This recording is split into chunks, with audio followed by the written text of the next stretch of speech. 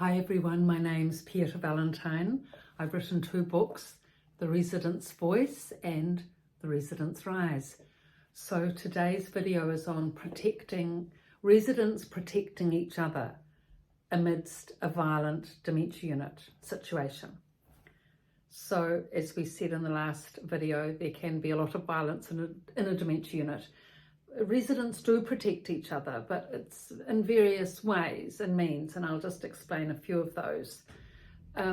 So it's really about protecting yourself and protecting others, and it depends on the constitution of the person as to which camp they're in and their life experience.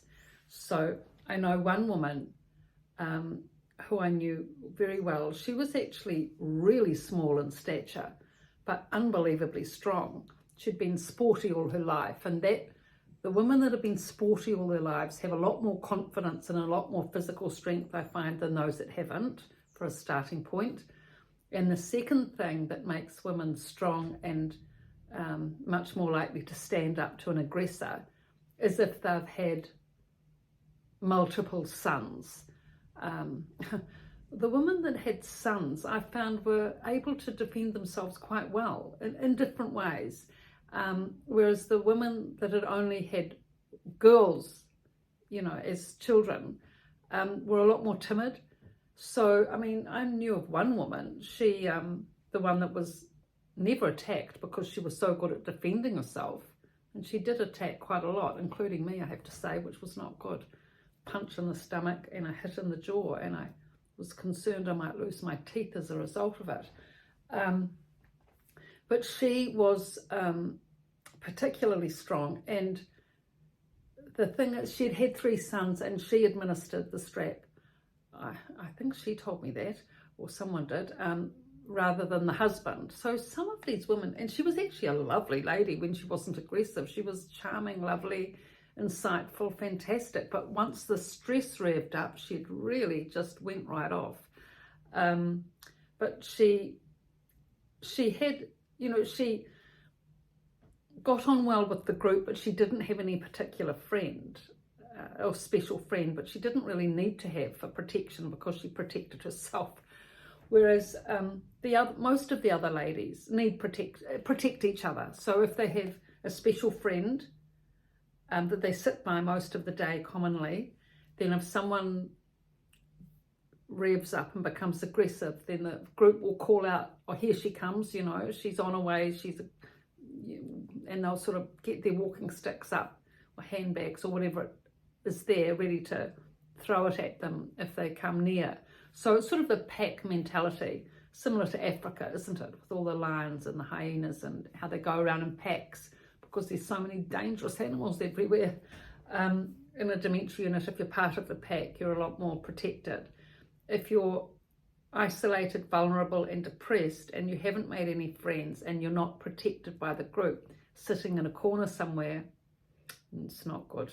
It's actually, if your mother is like that, it's actually better she spends time in her room. That's the safest place, actually, because these people don't tend to rove around in rooms and start being aggressive. It's all of this provocation tends to happen in the lounge. So if your mother's not coping, when you're visiting, take her to her room and encourage her to stay there, when she's feeling flat and depressed, rather than going to the lounge, especially when she has first come to the unit, because, it takes quite some time to get adjusted to it.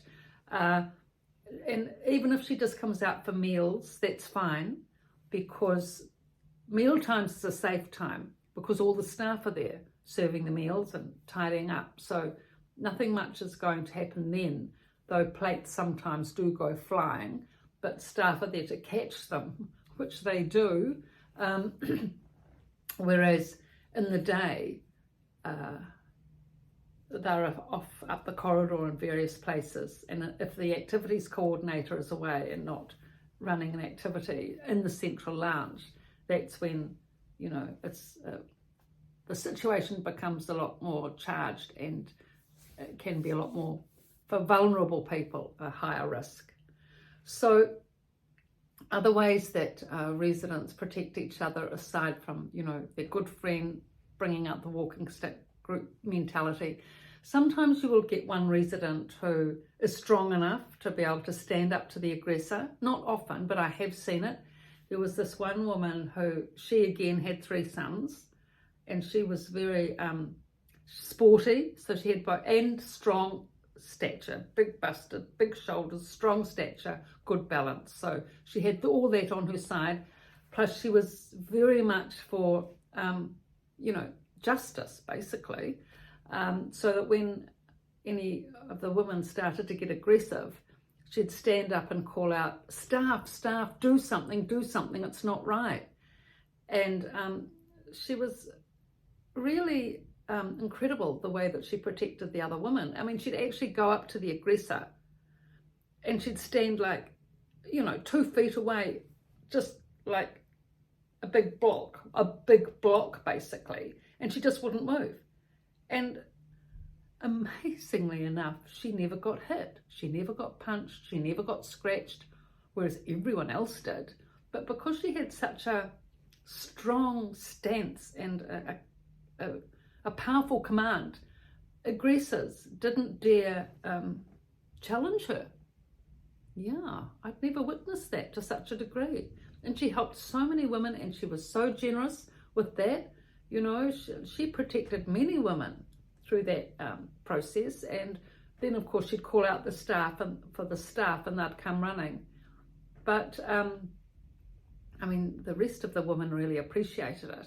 I don't know if they appreciated it as much as maybe what I did, because I thought, oh, well, I was just so impressed with her strength, actually, because most staff had to deal with it, but they wouldn't generally like go right up to someone at a risk of getting a punch in the face, basically. But she never did get injured. So anyway, I learned a lot from that woman. I actually started to practice a few of those techniques myself. I thought, oh, well, I'll just have to do something. So I started to stand right up and tall and, you know, close to this particular woman that was the most aggressive of the lot. And it actually did work. She just completely, you know, cooled down. Or she didn't have the courage to sort of take you on. When she saw this big bulk before her, she would actually back off. Incredible, but you had to have quite a lot of courage to do it, because you're never quite sure whether she would back off or not. So anyway, look, all these things go on, and, you know, it's sad, really.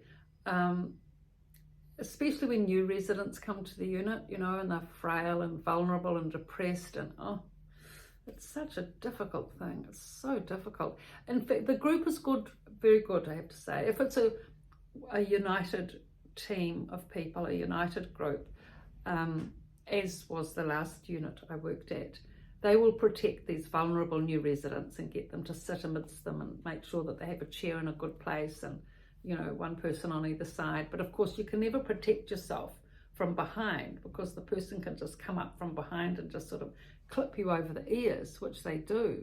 That's why it's so important as a son, not, or daughter, daughters don't do it, but as a son, not to come behind and sort of clap your hands on mum's shoulders and say, hi, I'm here, because, you know, they've had enough of that all day with people, you know, provoking them from behind and them not knowing who it is. Gosh, having to cope with this in your 80s and 90s, you know, I mean, memory loss is the least of it, honestly, in a dementia unit. It's the least of it, you know. That at least is all cared for. It's the noise, it's the violence. This is what actually causes all the distress, which lots of people don't realise. So, however we can help, we really have to try and support these people and use creative ways to give them respite, home for the day, to their room, out for a walk. Give them respite at least from this, because otherwise, you know, it must just be such a terrible situation if you're exposed to this all day without any relief. So thank you. This is the end of this video. Please pass this information and link on to others who are affected, and thank you for your support and likes and subscriptions.